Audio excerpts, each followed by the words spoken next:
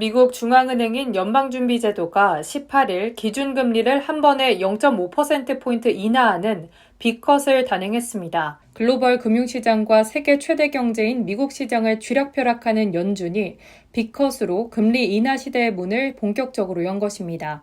미국의 빅컷으로 한국을 비롯한 글로벌 금융시장이 연쇄적인 변화를 겪을 전망입니다. 빅컷. 예전에 금리를 한꺼번에 많이 올려서 빅스텝이나 자이언트 스텝 같은 용어를 썼던 거 기억하시나요? 이번엔 0.5%포인트를 내렸다고 해서 빅컷이라고 부릅니다. 0.25%포인트 인하는 앨런 그린스펀 전 연준 의장 때부터 통용된 베이비 스텝이라고 부릅니다. 기준금리. 금리란 쉽게 말해서 돈의 가격, 이자율과도 같은 말인데요. 한국은행 같은 각 나라 중앙은행이 기준금리를 정합니다.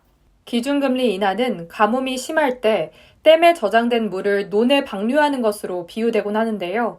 댐의 높이를 낮추면 물이 논에 흘러들어가면서 가뭄을 해소하겠죠. 기준금리를 낮추면 돈이 시장에 흘러들어가면서 경기 침체를 해소하는 겁니다. 자, 미국이 드디어 기준금리를 0.5%포인트 내리는 빅컷을 단행했습니다.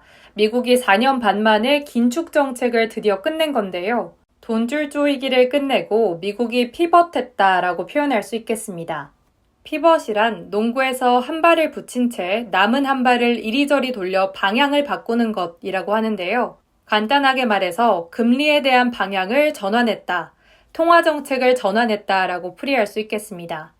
물가 안정을 위해서 강력하게 금리 인상, 고금리 정책을 고집했던 파월이 이제는 피벗을 하면서 금리 인하를 해야 한다는 방향으로 전환한 거죠. 원래 금리 변동폭은 0.25%포인트가 일반적인데요. 연준은 왜 이번엔 빅컷을 선택했을까요? 이에 대해 제롬 파월 페드 의장은 이렇게 말합니다. 고용 시장이 너무 빠르게 식고 있다. 연준은 이날 FOMC 이후 내놓은 성명서에서 일자리 증가세가 둔화됐다라고 평가했습니다. 지난 7월 FOMC 성명서에서 쓴 일자리 증가세가 완화됐다라는 표현보다 한층 강해진 건데요. 직장 구하기가 어려워지면 당연히 경기 침체가 다가올 것 같으니 금리를 빠르게 내려서 이걸 미리 막겠다는 전략입니다. FOMC, Federal Open Market Committee의 약자로 연방공개시장위원회라는 뜻인데요. FOMC는 6주마다 한 번씩 1년에 8번의 정례회의를 개최하고 여기서 미국의 기준금리를 결정합니다.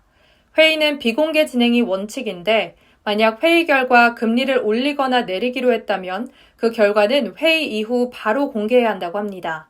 당장 금리를 바꾸기로 하지 않았어도 회의 내용은 향후 정책 방향을 가늠할 수 있는 중요한 지표이기 때문에 이 내용은 회의 3주 후에 대중에게 공개됩니다. 미국이 금리를 확 낮추니 한국은행도 이제 금리 인하에 나설 준비를 하고 있는데요.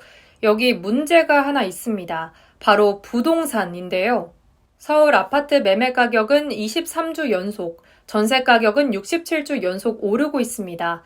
이로 인해서 가계대출은 눈덩이처럼 불어나고 있는데요. 8월에만 9조 8천억 원이 추가로 대출되었는데 이건 3년 1개월 만에 가장 큰 폭의 증가입니다.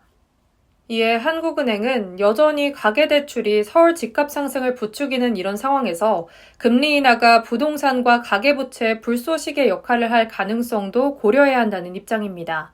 결국 부동산 시장이 향후 금리 인하 여부를 결정짓는 중요한 변수로 떠오른 거죠.